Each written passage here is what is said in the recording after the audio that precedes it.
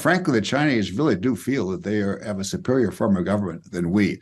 When I was serving over there, Wang Zhiqi, who was one of the top people, explained to me why they're superior. Why are they superior? Because they have a form of government which allows them to make things happen very quickly, pointing out that the last 40 years, had they been a democracy, they never would have grown as much as they have. And second, they think they have a much better process for choosing leaders. That is, their leaders are peer-reviewed. Over time, someone bubbles up the top, and that's the person they select. And then he said to me, over there in your country, anybody can be president.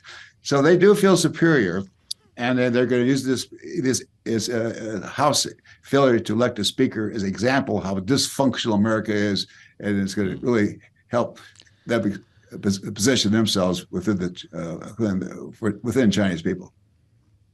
I'm curious your thoughts following this visit by Vladimir Putin, who Joe Biden was talking about last night in his address to the American people, largely with regard to Ukraine.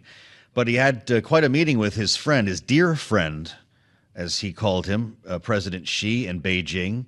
President Xi outlining his vision of a new world order as they spent time together, touting the benefits of Belt and Road and the weakness of the West. This is the backdrop for the conversation that the president had with the country last night. How worried are you about these two getting ever closer? I'm quite concerned. Essentially, all countries will pursue their own national interests. We do as Americans, the Chinese do. And the Chinese are going to use their relationship with Russia as well as with Iran and some other countries to try to gain as much influence as they can in the world, and especially appeal to the South countries. That is, to the South Asian, to African, and South American countries, as developing countries. They do believe that they are the leader of developing countries as opposed to developed. And they have a form of government that's going to help those countries progress much more quickly than if they were, say, a Western democracy. So, and add to that, unfortunately, is the tragedy unfolding in the Mideast, because that tragedy, combined with the visits of Putin to, for example, to Russia, as well as the Egyptian president recently to Russia, to China, really is starting to cause the world tectonic plates to shift a little bit, and we're approaching a kind of a real deep division, on the one hand, between the United States and Western allies, leading the world to the beacon of hope and democracy. On the other hand, the group of countries led by China is appealing much more to the South countries.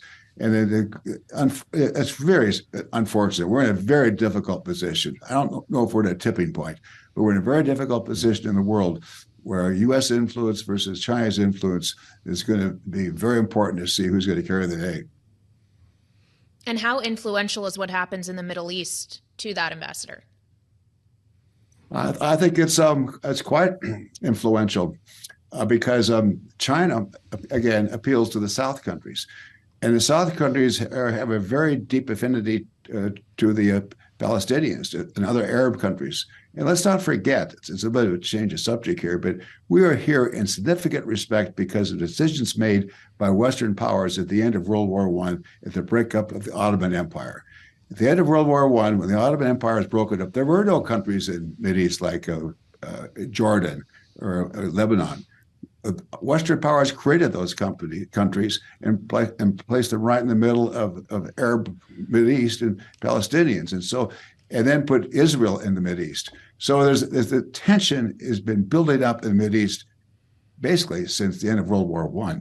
And it's just getting worse and worse. There's been no resolution between Israel and the Palestinians. Will there be a two-state solution or not?